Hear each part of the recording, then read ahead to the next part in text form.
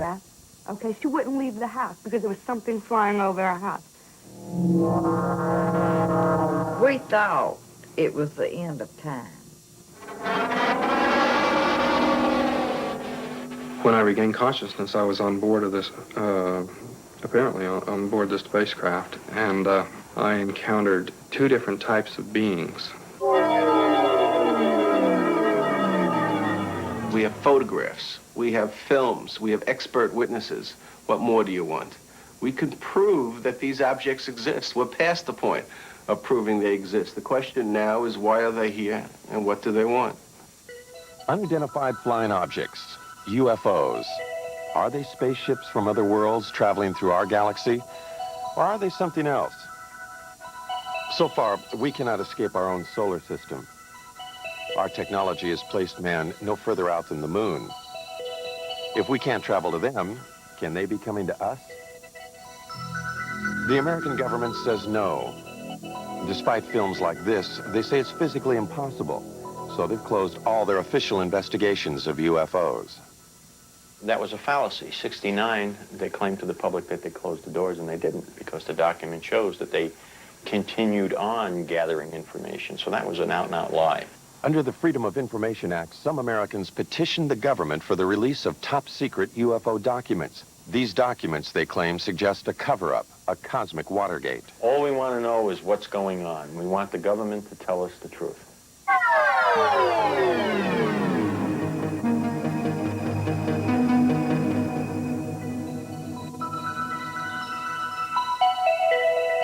The truth, some believe, is that a higher intelligence from a planet far beyond our galaxy has mastered a technology that makes it possible for them to do things we can only dream of.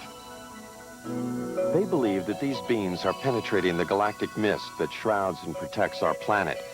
Some believe that these extraterrestrials' technology is so advanced that they might even have visited us long before the birth of Christ. Are there secret messages carved in the stones of the pyramids of Egypt? Messages that tell us of the mysterious voyages of ancient astronauts? On the pyramids of Egypt and Mexico and in primitive cave drawings all over the world, there are carvings and images that many describe as being of intergalactic travelers dressed in spacesuits and helmets.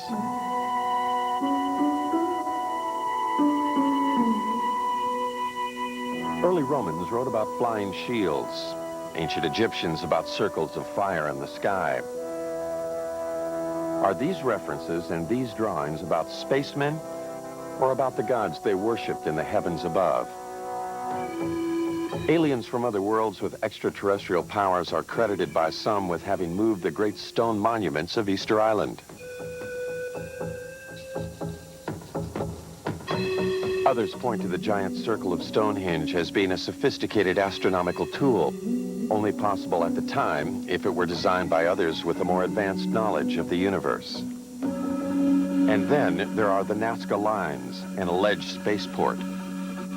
These mysterious images, decipherable only when seen from the air, were carved in the ancient times atop a mountain in Peru. Many claim this was a landing area for ETs. If there were ETs coming here in ancient times, they seem to have lost interest in us, until 1947. Then, suddenly, around the world, people of all kinds began to report seeing them in the skies above. Some claim to have photographed them. In the United States, the government dismissed the phenomena.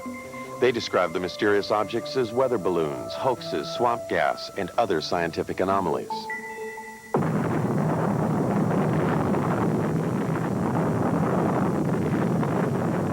World War II had just ended.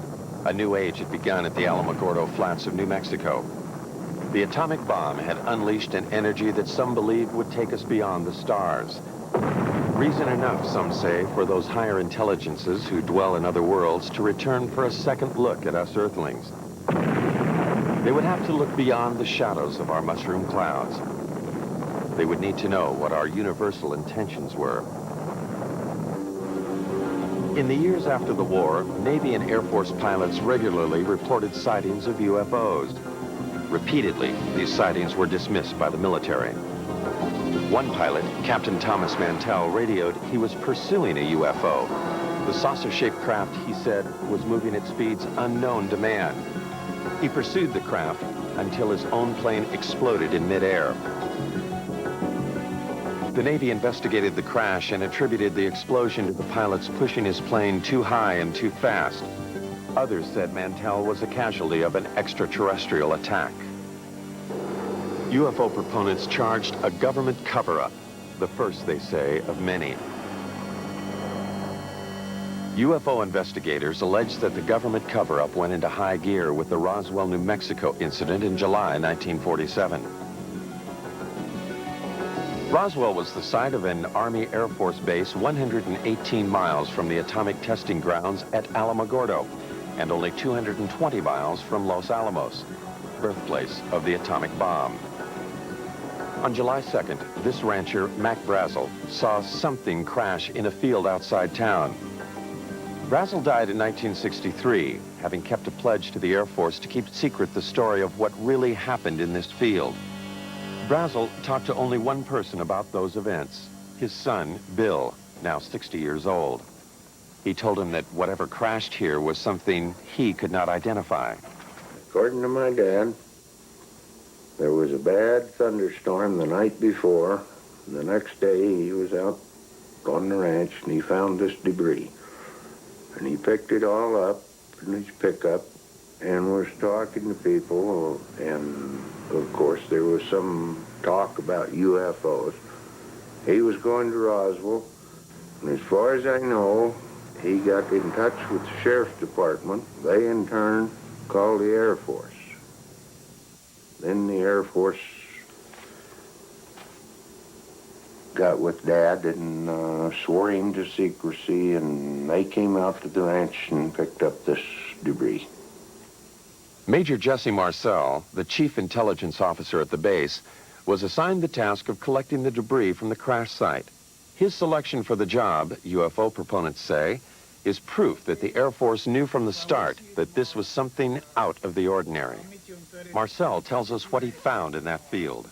None of the materials that we picked up weighed anything. Looked like it was weightless. You couldn't feel that you had anything in your hands.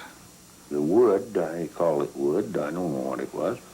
It was something like balsa wood, but it wouldn't burn, and I couldn't cut it with my knife. I found one piece of metal, what looked like metal anyway.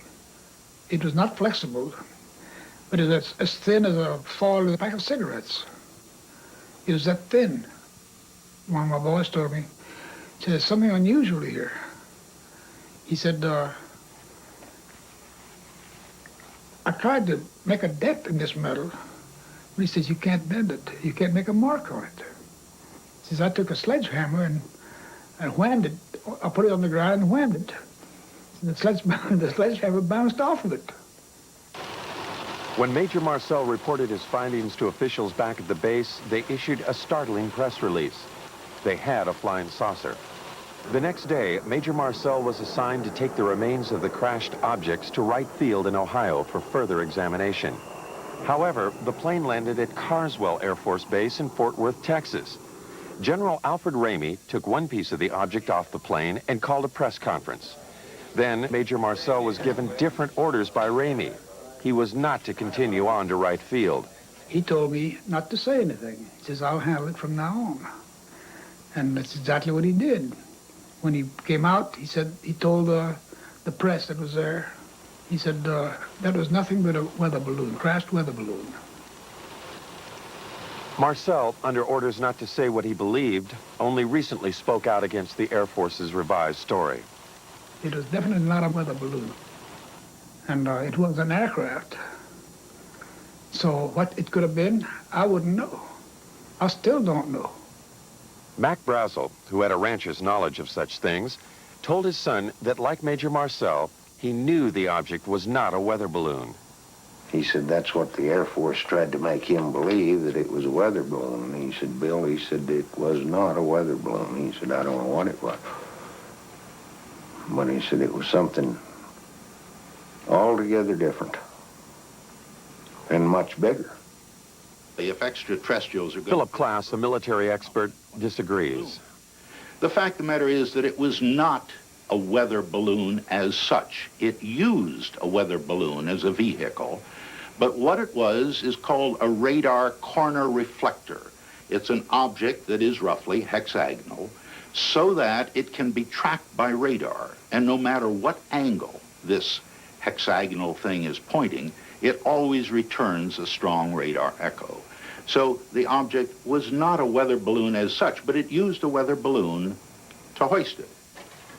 If the object were only a weather balloon, UFO proponents say, then why did the Air Force pledge Mac Brazel to secrecy? And why did the Air Force pursue his son in the months that followed? Only 22 years old at the time, Bill could not help but be intrigued by his dad's discovery of the strange materials in this field. He searched for and found some remnants of the crashed object. And I was talking about it. I went into Corona, and I was sitting there in a beer joint, and of course, my friends was asking me if I'd found any more or anything like this, and I said, well, I'd picked up a few scraps, about a cigar box full, and somebody, I don't know, must have informed the Air Force, because first thing I know, I have visitors, and they say they'd like to have this material. And they didn't tell me they'd confiscate it. They just said, well, like we're going to have it one way or the other, you know. What Bill and his father found was taken to what is now called Wright-Patterson Air Force Base. Some believe, however, that much more was taken there. What they say is the actual shell of a spacecraft. This spacecraft, they allege, was struck by lightning, causing pieces of it to fall away into Mac Brazel's field. The craft itself, they say, crashed 78 miles away. The story has it that the spacecraft and the bodies of its alien crew members were then taken to Wright Field and stored in Hangar 18. Myth or fact? The Air Force denies the existence of craft or ET bodies. Nothing has surfaced in the Freedom of Information Act released top-secret government documents. Nothing to support what some claim is this actual photo of an ET's arm. The Air Force also denies the existence of Hangar 18 itself. Senator Barry Goldwater has written that he has tried to gain access to the legendary building. In letters to UFO proponents, Goldwater enigmatically says that he has given up trying to solve the mystery. Not because he's satisfied with what he hears, but because it's just impossible to get anything on it. Nuclear physicist Stanton Friedman, however, believes the evidence is there. There's just no question at all in my mind that a saucer did crash, that bodies were found by the government, that the saucer itself was picked up by the government and carted off for study. The tremendous potential for gaining new technology from a thing is just enormous, and no government would be foolish enough to put it on display instead of carting it off to the laboratory. Look, it's one of these situations of where if I were a freelance writer or I'd like to make a story, I would love this story. It's great. It would make good copy. But unfortunately, or fortunately, I happen to be a scientist, and I have, you might say, the Hippocratic oath of a scientist. I will not say something so until I'm very certain in my own mind that it is. So as far as the creatures are concerned, I honestly don't know. Dr. Hynek, a noted astronomer from Harvard and Northwestern universities, has been a persistent investigator of UFO cases. In 1952, he was asked by the Air Force to join Project Blue Book, their UFO investigation unit. 17 years later, he joined Air Force Secretary Harold Brown at a press conference to announce the team's conclusions. None of the evidence that I have examined would indicate any proof at all that we are being visited by extraterrestrials. What is the Air Force hiding in this investigation? We have not been hiding anything. The investigations have been made public. The explanations of those where there is a clear explanation have been made public. The hearing this morning was public for just that reason. Project Blue Book was activated to deal with what the media was calling flying saucer hysteria. They investigated 12,518 sightings. They could not explain 701 of them. Doubts lingered long past the report's publication. Even supporters of the project's conclusions had to wonder about photographs like these. In a series of 3 pictures, one can judge relative size because of the car window, the telephone poles, and the highway. One can also speculate about the dirt being kicked up into the air. Dr. Hynek, the leading scientist on the Blue Book panel, began to have doubts. He personally went to Brazil to talk to the man who took these pictures. He discussed the matters with the president of Brazil and with photo analysts on both continents. By 1973, he had completely reevaluated his Blue Book experiences. He now became a critic of the investigation and an advocate for more UFO study. I was there at Blue Book, and I know the job they had. They were told not to excite the public. Don't rock the boat. And I saw it in my own eyes happen that whenever a case happened that they could explain, which is quite a few, they made point of that and let that out to the media. Things that the cases that were very difficult to explain, they would jump handsprings to keep the media away from them. For they had a job to do, to, whether rightfully or wrongly, to keep the public from getting excited. Hynek's concession that it was possible that extraterrestrials were visiting us raised the UFO debate to another level. A major establishment astronomer and a man trusted by the Air Force was now saying that intergalactic spacecraft could be traveling through our solar system. His pronouncements caused scientists who might otherwise have stayed out of the UFO debate to enter it. They called Hynek's proposition fantasy. But if we just think of our own galaxy, you know, it's 100,000 light years across. That means to travel from one side of that galaxy to another side, to the other extreme edge, would take you 100,000 years if you traveled at the speed of light. Now, there's very good evidence that nothing travels faster than the speed of light. I mean, it seems to be the ultimate speed limit in the universe. If, however, aliens know something we don't, suppose they are able to transform space and time or manipulate space and time in some way, or travel in other dimensions, then all things are possible. As man has entered the space age, the concept that all things are possible has indeed become part of a new way of thinking. Some of the men who investigated Blue Book were born before the Wright brothers flew at Kitty Hawk.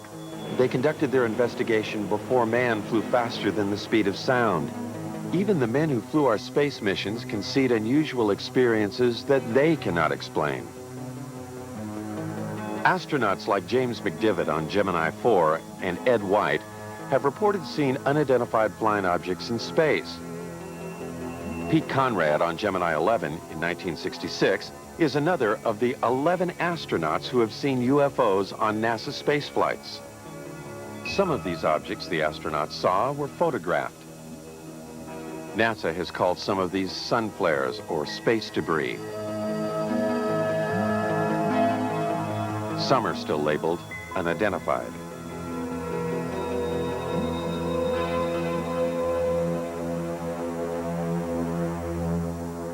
Astronaut Gordon Cooper was so impressed with an unidentified flying object he saw that he wrote about it to a special United Nations commission studying the phenomena.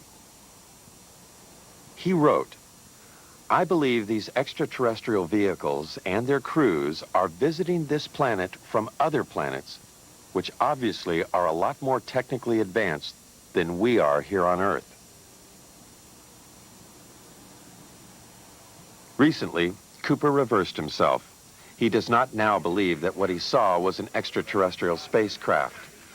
Another of the original Mercury 7 astronauts, however, has not changed his mind about what he saw on a test pilot flight in 1952. Deke Slayton. As I closed on this thing, well, it looked like a weather balloon, and that's what I presumed it was. And I had plenty of gas and time, so I decided I'd just come back around and make a pass on it. And I got around where I should have been coming back on this thing. All of a sudden, it didn't look like a balloon anymore. It looked like a saucer sitting on edge, about a 45-degree angle. I didn't have any gun camera film on board, unfortunately, or I'd have shot some pictures of it. And about that time, I guess whatever it was, for whatever reason, just took off climbing at about a 45-degree angle and just accelerated and disappeared. And I obviously couldn't follow it with an old piston engine fighter. So I turned around and went home. Some UFO observers, however, have had camera and film on hand at the critical moment. This footage was shot from a helicopter off Catalina Island in 1966. Some say this is a single-wing aircraft. This film was shot by the coach of the Great Falls, Montana minor league baseball team in 1950. The Air Force says it is a picture of two aircraft. This film was shot by a newsreel unit in Guatemala in 1976. Some say this is also an aircraft.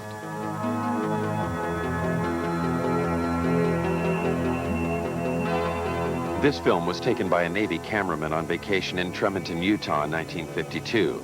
The Air Force speculates that these are seagulls. Dr. Hynek disputes the Air Force's explanation of these films. This, plus his feelings about the eyewitnesses, helped change his mind.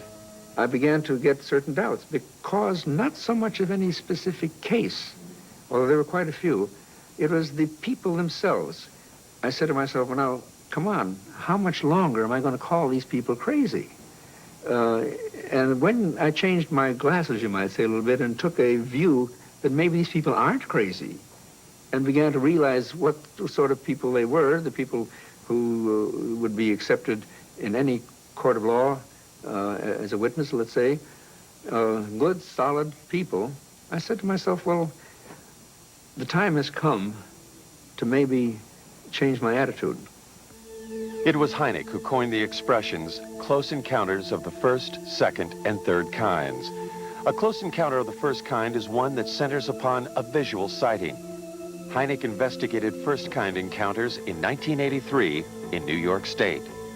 Local residents and commuters just 40 miles from New York City had been reporting sightings of an unusual object in the night skies for over a year and a half. Sightings were reported on at least 50 separate nights during the 18-month period. Over 9,000 eyewitnesses, lawyers, teachers, CPAs, advertising executives, nurses, and factory workers reported seeing the unidentified phenomena. Newspapers and television almost weekly carried reports of the sightings. From different places throughout the area, eyewitnesses all reported seeing the same thing. I looked up, and right over my head, virtually, and it wasn't far off, it was right over my head and very still, there was a rim of lights in the shape of a triangle. It was just a tremendous object. It was anywhere from wingtip to wingtip, about 50 or 60 yards. These were very, very unusual lights. I've never seen anything like it in my life. And so I pulled my car over, and I had to take a look. I mean, he would drive down the road and look up in the sky. Some people, like Bob and Lori Pozzioli, were determined to film the object. And then one night, he spotted this one round object. And that's when he called me, and he said, quick, let's get the camera. And we did. Oh, good God. What do you think? I don't know. Not quite. I'm going to tell you something, honey. I don't know what the hell it is. It's rotating. Bob and Lori photographed this unidentified flying object near their home in Brewster, New York. Bob is a vice president in a Manhattan computer firm. Some of their friends and Lori's parents thought they were crazy, despite this photographic evidence. Yeah, it's turning very, very slowly. 9,000 odd people have seen this thing, or whatever it is, and they all just can't be crazy. Bob and Lori have 2 children. They are concerned about what they saw in the sky. They also wonder why the government hasn't investigated the event. Their concern is shared by David Scarpino, an accountant who works in New York City. Scarpino, a family man, has publicly called for a government investigation.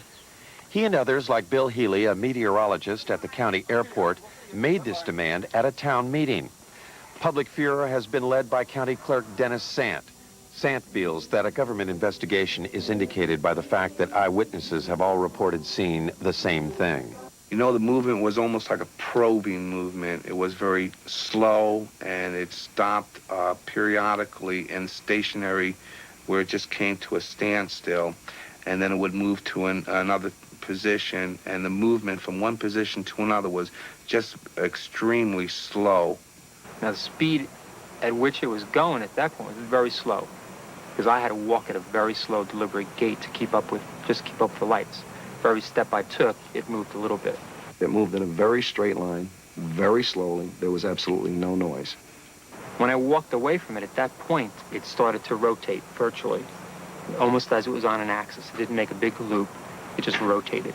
It appeared, as I said, to rotate in the sky, change lights. Aircraft, I don't care how well precise you want to be in flying those suckers, you're not going to be able to make them move 90 degrees. All right, this thing did apparently rotate. You can't do that with aircraft. Could it have been an aircraft or many smaller light planes flying in formation? The media attention given the sightings prompted 6 pilots at a local airport to try to prove that it could be just that. Amused by the idea of UFOs, the pilots planned and flew at least 18 daring nighttime missions, flying in formation, sometimes without lights.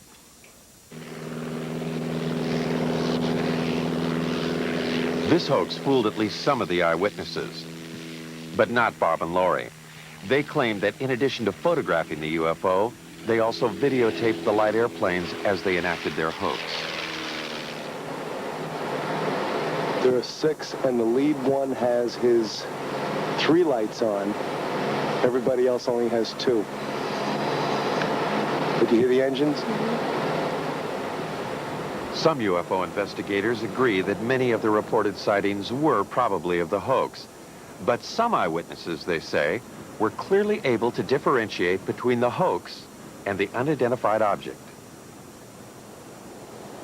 As it was coming over, there was a star in the sky, and as the lead light went under that star, right behind it, you could still see the star, which meant it was not a solid object. And as it was going overhead, you did hear engines. All right, now, what kind of aircraft engines, I don't know, but you did hear aircraft engine noise. Engine noise, different lights, and different flying movements, UFO proponents say, clearly make the airplanes IFOs, identified flying objects. But this object, or objects, remains unidentified for many. Some eyewitnesses refuse to accept the possibility that these are also the lights of the airplanes. I know what it wasn't. It wasn't an ultralight. It wasn't a blimp. It wasn't gas. No one's tried to tell me what it was, but I know what it wasn't. Investigators have subjected the videotape images of the hoax and the unidentified lights to various computer analyses. By digitalization of the images, they hope to be able to determine if the area between the lights of the UFO was solid, indicating one craft. The airplanes, they hope, would show night sky in the center of the lights. Physicist Al Hibbs. Pictures like this, night sky, a few lights, taken with a television camera that was perhaps being moved, not deliberately, but accidentally while I was taking the pictures. There's really nothing you can say about these things. In one case, a very good explanation is offered, and I see no reason to disbelieve it. In the other case, there's no explanation. I certainly can't offer one. I would love it if some UFOs were extraterrestrial objects being piloted by extraterrestrial beings. I think that'd be the most marvelous discovery of the history of man. And I'd love to have that be true. So I'm not going to say that foreign objects, artifacts made by intelligent creatures in the solar system, I'm not going to say that's preposterous. I'm going to say it is so unusual, so immensely important, that I'm not going to assign any sightings like this to that phenomenon without a lot more data. Insufficient data, the object remains unidentified. For government officials, therefore, it is of no consequence. But for the New York eyewitnesses, the question of what it is remains. They find the government's apparent lack of interest puzzling. The government didn't come to me as a rational individual. As an accountant, I like concrete things. I like evidence. For them to say that I didn't see anything without really talking to me and investigating it means that they were trying to hide something. And that was my feeling from the very beginning. They know something, okay? They know something. Either they know that there's something up there, and they want to investigate it themselves and don't want other people trying to handle it, or they're doing something. But if they're doing something, then let people know about it. This New York State event occurred over a densely populated area and over a nuclear plant, prompting one eyewitness, New York attorney Peter Gersten, to suspect a government cover-up. With others, like Larry Fawcett, a police officer in Coventry, Connecticut, he helped establish Citizens Against UFO Secrecy. Fawcett, who says the way he views the world has been drastically affected by his sightings of a UFO in 1965, petitioned the government for the release of UFO-related documents. These documents, released under the Freedom of Information Act, were previously classified top secret. An example of some of the government documents we have obtained are the overflights over the military bases in 1975, over Wurtsmith Air Force Base in Michigan, over Malmstrom Air Force Base in Montana, Loring Air Force Base in Maine, Minot Air Force Base in North Dakota. Over a period of 6 weeks, unusual, unknown, unidentified objects were traveling at exceedingly quick and fast speeds. What's interesting is that even to this date, the government has not acknowledged that it was able to identify any of those objects. The documents do state that there were confirmed sightings at all 4 bases in October and November 1975. The first sighting was at Loring Air Force Base in Maine. Loring, like the other bases, was a Strategic Air Command installation. The documents do not state, however, that these objects were alien spacecraft.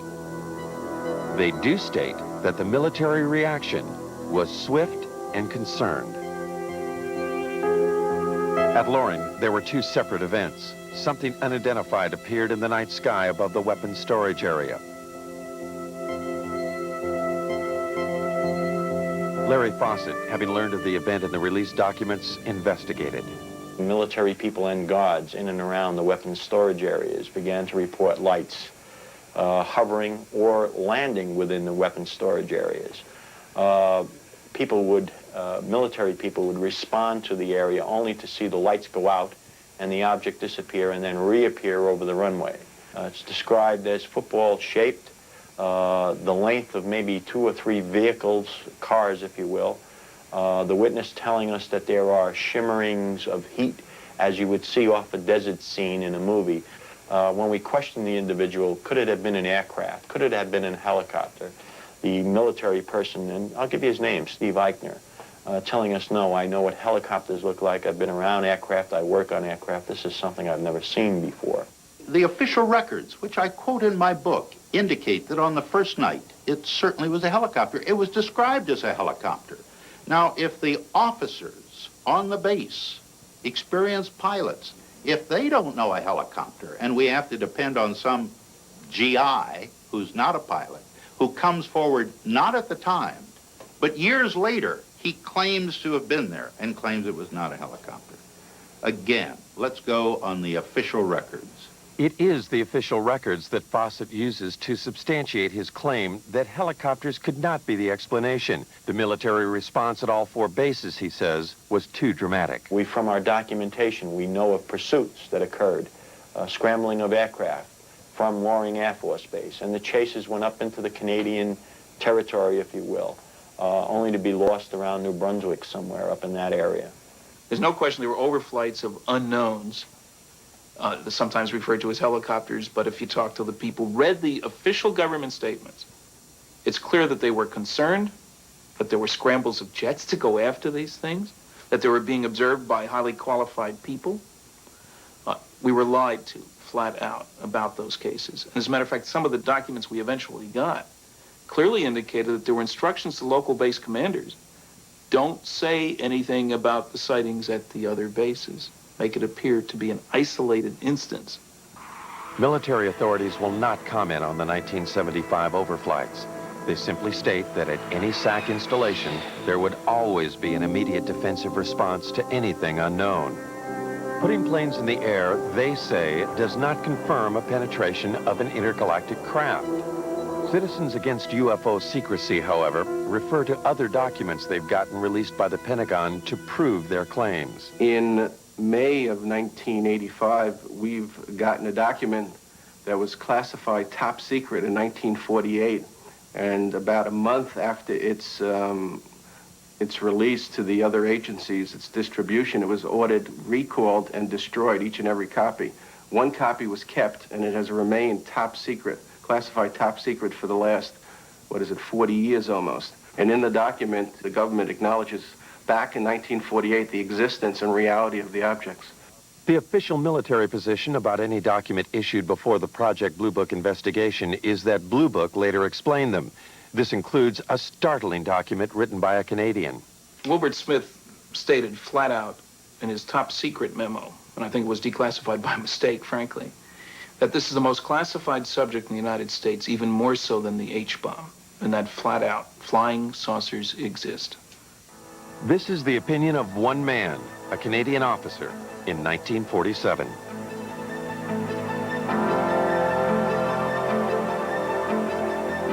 For proof that flying saucers do exist, some critics demand more than just the accounts of those who have had close encounters of the first kind, visual sightings. Even when first-kind encounters are reinforced by photographs, they fail to satisfy the need for physical evidence. This woman claims that she has had a close encounter of the second kind. A second-kind encounter is defined by its having physical evidence. Vicki Landrum, along with her grandson Kobe Lee, alleges that they, along with Betty Cash, were on their way home from a bingo game when they encountered something they had never seen before.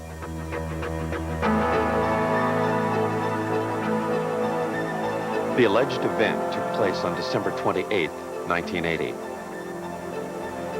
Vicki and Colby were driving in Betty's car on Highway 1485, 30 miles from the Houston airport and only 37 miles from NASA's American Space Headquarters. Kobe Lee saw a light, and he kept asking us what the light was. And he kept pulling my face around and asking me, "Mama, what is it?" And I said, "Honey, I don't know." And Betty said, "I believe it's getting closer." And I says, "Well, it kind of looks like it, but we had no idea that we were going to get hurt." I would say within an instant or so, all of us noticed it because it lit up the entire sky. There was no way you could have missed it.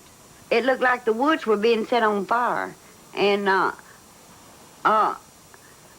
inside the car, it was so hot till my handprint is yet on the dashboard of Betty's car. They got out on their side of the car. I stepped out on mine. I stood behind the car door for just a second or so, and I walked toward the front of the automobile. I stood there for just a short time, I don't know how long, trying to see what I could figure this object out to be. It was diamond-shaped. It didn't mean it was sharp up here and sharp down here. It was kind of round, and the fire come out the bottom of it. But here was this huge object and flames shooting from it. And they weren't just small flames. They were gushing from it. And Kobe was hanging on to me. And he was trying to get, he started pulling away from me, and I pushed him back in the car, and I got inside the car and put my arm around him and hugged him up real close to me. We thought it was the end of time. I says, "Kobe, don't be afraid." I said, "If you see a man, it'll be Jesus." And I said, "He'll come to carry us to a better place. He will not hurt you." It was just burning. It was just too much heat. I could not tolerate it. So Vicki screamed and begged for me to get back in the car. Well, I did, but I had to use the end of my leather jacket in order to open my car door to get back in. That's just how hot it was. And when the object lifted and slowly moved over to the right of us, her and Kobe saw some helicopters. There were so many of them, it sounded like a tornado. And we counted 23. I counted 22, really. But Kobe said, "There's one more." And I said, "Yeah, baby, that makes 23. And there were helicopters on both sides and also over the top.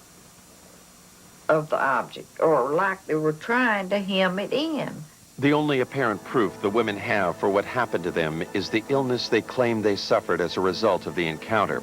It is the record of these illnesses that made this an encounter of the second kind. My eyes were burned so till they would swell, and they were tearing till I could lay down at night, and the next morning my pillow would be completely wet, and I couldn't hardly see anything. Vicki was treated for burns, and she and Colby Lee suffered long periods of nausea. Betty Cash was hospitalized immediately after the event. She suffered severe hair loss and was also treated for burns and nausea. Since then, she has been hospitalized several times. It was the first time that I went into the hospital, they were treating us as burns. But then, after they found out really what had happened, then they started to treating us as radioactive burns. And since, I have had cancer. Betty's hospital records do not explicitly state that she was treated for radioactive burns. They do state, however, that she exhibited the symptoms similar to someone who might have been exposed to a radioactive element. Betty further maintains that she had no cancer history previous to the alleged encounter. Her records do confirm, however, that she does now have the disease. No, I'm not well, by no means. I wish, I pray, that I could be. With the help of Peter Gersten, the New York attorney for Citizens Against UFO Secrecy, the two women have sued the government to find out what it was they encountered that night. Was it a UFO, or an American weapon gone awry, or something else? I believe the story is a hoax. There is absolutely no evidence. The women's story is supported only by the claim of Betty Cash that she had serious health problems after the alleged incident. From my review of the Cash Landrum case, I would say that there's no question that an event took place, that those people were near something that was emitting radiation. I don't think it was an alien spacecraft, frankly. I think it was a nuclear-powered aircraft. That's why all the helicopters, it's standard practice if there's a classified system around. There are guys ready to go there to keep somebody else from getting that should it crash. The facts are that the U.S. Defense Department investigated. They could not locate 22 twin-rotor helicopters that could possibly have been flying in that area. And in fact, as Colonel Saran, who made the investigation, told me, he said, Phil, this occurred over the Christmas, New Year's holiday. He said, you couldn't get that many helicopters. You couldn't get a military operation into the air over the Christmas, New Year's holiday unless the nation was at war. The object was there. It existed. There's no question about that. What's interesting is that for the first time, the government has suggested that it wasn't theirs, that it was possibly a true UFO. And nowhere has the government ever admitted, other than this basic document that we've gotten from 1948, that UFOs exist.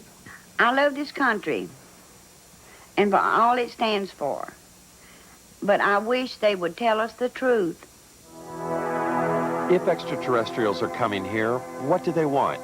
Are they coming here just to observe us, or are they making actual contact with some of us? Contact with an alien is what Dr. Hynek calls, and what Steven Spielberg has celebrated in the movies, as a close encounter of the third kind. Charlie Hickson says he's had such an encounter. These things, evidently, they're coming from another world somewhere. I don't know what message they have for us or what they intend to help us, but certainly they're not going to harm us because they didn't harm me. Charlie Hickson's alleged abduction aboard a UFO in 1973 followed the story of Betty and Barney Hill's abduction in Exeter, New Hampshire in 1961. A most recent claim of a close encounter of the third kind occurred not in the backwaters of Mississippi, but in the heart of New York City. Rosemary Osnato. Suddenly I hesitated, or I couldn't seem to put the key in the door. And I just turned around and wanted to go up to the roof. And this seemed rather odd because you just don't do that in New York. You don't go up on the roof at 1 o'clock in the morning. It's just not something you do. And yet I was doing it. And there seemed to be a very bright light that was shining in the hallway. And I thought this was moonlight at first, you know, and apparently it wasn't moonlight, because when I got up there, there was a very bright light up on the roof. And then it went out for a few seconds. And then it came back on again. And I was just lifted, physically lifted, in that beam of light. When I got into the craft, I was led by a group of, I guess, more than one, group of grayish-skinned, small men or women, I don't know what they were, but large eyes, thin, frail, and they communicated telepathically. 19-year-old Travis Walton of Snowflake, Arizona, claims he encountered similar aliens in 1975. Walton was, in his words, zapped by a blue light when the spaceship appeared when he was working in the forest. When I regained consciousness, I was on board of this, apparently on board this spacecraft, and I encountered two different types of beings. The first type of creature I saw was about 5 feet tall. They were very white-looking. Their skin was very pale, and they didn't have any hair on their heads, and they had enormous eyes. There was a type of being there that, you know, anyone else would consider to be look very human-like. Walton was found on a roadside 5 days after he disappeared from the forest. He could, however, recall only what seemed like an hour of time passed. Time, he claims, he spent aboard an alien spacecraft. Now 29, he reflects on that experience. I lost my job. The effects were quite negative. You know, time lost. You know, it's a very disturbing thing in my life. A lot of negative publicity, really. You know, this is a kind of a stigmatizing thing for people to, you know, consider you. You know, a certain percentage of the people think that you're wacko. What Travis Walton and others claim they have experienced has, according to some, now been validated by government documents. About to join the literature of third-kind encounters is the startling tale of an alleged landing of a spacecraft outside an American Air Force base in Rendlesham, England. The American military admits they are still withholding 6 documents. In the Bentwaters case, we have an eyewitness, which is rare. We have an audio tape made at the time of the actual event. We have a government document which corroborates the existence of the incident. The government has no reason to withhold the information. The UFO is said to have crashed in the Rendlesham Forest in an area 2 miles from the American military installation. Released Air Force documents confirm that military personnel were dispatched to the site on the first night. They reported seeing the lights of the mysterious craft. On the second night, after Geiger counter readings indicated increased radioactivity in the area where it seemed something could have landed, the commanding officer of the base, Colonel Charles Halt, along with several officers and enlisted men, also reported seeing the UFO. Halt wrote this document reporting the sighting. It clearly indicated the presence of a strange glowing light that illuminated the entire forest. It tells of pulsating red and blue lights and of the objects disappearing.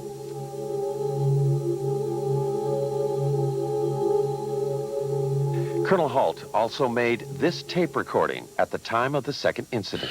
Okay, here he comes from the south. He's coming toward us now. I'm observing what appears to be a beam coming down to the ground. It's unreal. What Colonel Halt was describing that night, some believe, was the pulsating light emanating from a lighthouse 5 miles away. Those who believe that it could not have been the lighthouse quickly point out that Halt's report indicates lights of different colors. Critics respond that pulsating lights can play tricks, create illusions. And the light comes in at you at a roughly tree level. And it turns and it rotates, so it's flashing on and off.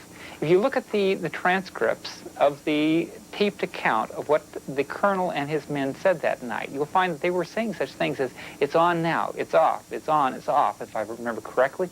And that sequencing corresponds precisely with what the rotational frequency is for the lighthouse. The lighthouse theory deals only with a close encounter of the first kind. What of the close encounter of the third kind? The story told later by several American enlisted men. The story they say they were ordered not to tell. Afraid to reveal his identity, one of them talks about the alleged encounter. The senior officers seemed very calm with it. And the lower-ranking people like myself didn't know what to make of it, and almost maybe shock had set in because we were very apt to listen to what we were told to do. I know conversation took place between our base commander and individuals that were in the craft. Our base commander at that time apparently even shook one of their hands. Something tells me at that time they had difficulty with the craft, and we even gave them help in repairing the craft. The lighthouse explanation for Colonel Halt's report cannot explain away the account of the alleged landing and third-kind encounter. And so far, nothing in the released government documents confirms such an encounter. There are 6 documents that the government is withholding concerning the incident in Bent Waters. I want to know why they're withholding that information. They do not have a right to withhold that information, and I want to know what that information is. The government will not release the documents for national security reasons. Citizens Against UFO Secrecy maintain that the government uses national security as a cover for withholding UFO-related material. Recently, they sued for release of a document from the National Security Agency. When they got it, it looked like this. When you go through it all, and somebody actually added up the percentage of the paper, more than 3/4 of this document isn't there. It means quite clearly that there is a cover-up. Anybody who says the government isn't holding anything back has to say, well, except for that stuff they won't release.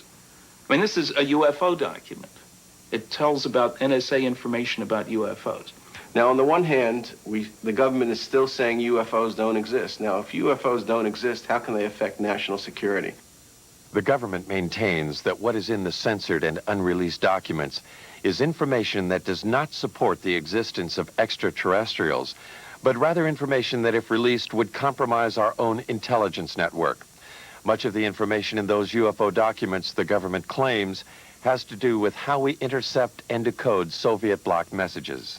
To release them would reveal to the Soviets and other potential enemies where we have listening stations. My goodness, the Russians might discover that we have a listening station in Leningrad, as an example, that we had intercepted some communications there. More important, it would reveal that we were able to decode Soviet coded messages. There are 3 basic reasons why the government does not come forward and release the information it has on UFOs. The first reason is technology. It is trying to learn as much about the objects before the Russians. The second reason is the vulnerability that could be shown by the revelations that might be forthcoming concerning UFOs. And the third reason is the hysteria that might be caused by the release of this information.